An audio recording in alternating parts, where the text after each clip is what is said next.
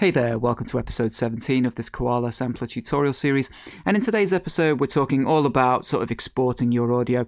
So let's say you've been playing around with some sounds, you want to send them to somebody, you've created a full song, whatever it is, and you want to export it. Just going to show you some of the options pretty quick. So if we've got the little drop down menu here, now if we wanted to export something that was from one of the pads, we can do that. So let's say this first loop here, I can look at it. Now, let's say I'd done some editing in here, something similar to this, where I just want to, take this little piece at the beginning, or I want to stretch it, add some effects, whatever it is, kind of editing that I can do. We need to be on the sample that we want to send, so we need it highlighted. If we go into our export options here, the first export option is current sample, so I can select that. And then what I can say is what I want. Now, do I want to send the raw sample before I sliced up this and, shifted the endpoint and all of that? Or do I want to send the edited version? And it's really cool that it gives you that option. And once you do that, as we use this one as a quick example, I get to name it. Let's just call it sample. And then I get all these options on where I want to send it to. So a lot of the time, I'll just airdrop it to my iMac so that I can put it into a folder there, use it. But of course, I could send it anywhere. I can send it via email. I can send it to friends. I can save it to my files, or I could send it to my Audio Share app, which was the app I showed you in the important audio video. Yeah, we can do that. You can send it pretty much anywhere, do whatever we want with it from there. So that's cool. If we go back into export options, the next option would be all samples.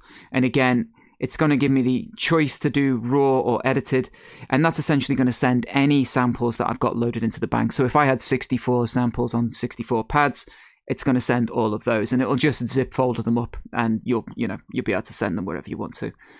If we go back in again, current sequence.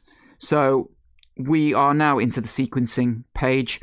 And as I showed you in the sequencing video, this is where we do our building blocks. We come in here and we start building things together. And it could just be one song is to one sequence, or you've got a bunch of different parts of your song across these sequences. So we've got an intro here, then this one is, the verse, and then the chorus, etc., etc. But then we can export from there. So back in here again, we can do the current sequence. So we can just send this one sequence. And we get the option to send it mixed or as stems, so it will just, crush it all down into one loop. Or we can send it as separate stems. And again, if it sends it as separate stems, it's going to put you into a little folder, and then you can send it out from there, so that's cool. The next one, again, pretty self-explanatory, but it's all sequences. So it's going to give us the option to send every single one. We've got 32 sequence banks. If we'd filled all of those up, it's going to send 32 of those out.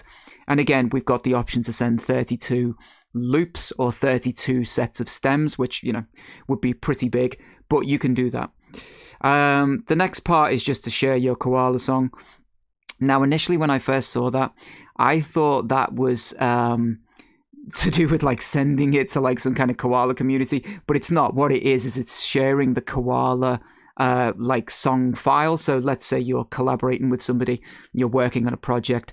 Koala has its own, whatever the dot sort of file format is for Koala, it has its own one of those. So you could send it to them, they could open it up in their version of Koala, and you can collaborate and do all that kind of stuff.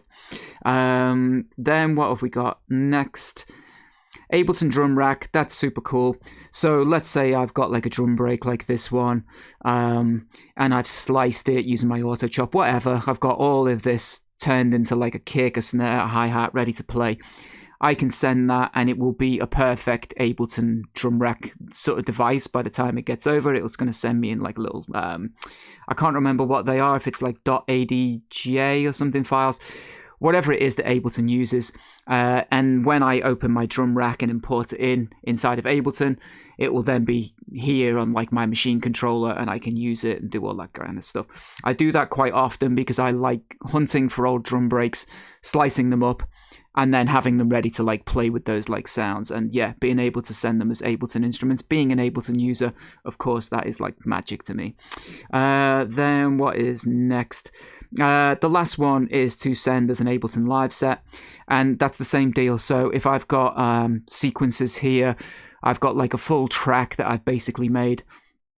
I have the ability to send that as an Ableton live set, and when I open it in Ableton, it's all going to be laid out into separate tracks for me, ready to be mixed, mastered, and do whatever else I want. So super cool. You'll see at the bottom there, I mentioned that before, unfortunately the Android version of this app doesn't give you this Ableton Live Lite, but you do get the access to it here, and if I wanted to, I could get it. Now, of course, I've got a full version of Ableton, so I don't need to, but that option is here. And that's another thing to bear in mind, is whenever I send these, even if I send it as a standard Ableton Live set, what I've noticed is when I open it up on like my iMac, it gives me a standard Ableton version to be used with like the full version, but it also gives me a Live Lite compatible version. I've never used Live Lite, so I don't know what the limitations are, but it's cool that it gives you the ability to open it in both programs depending on, you know, what you have currently installed. I think that's really cool.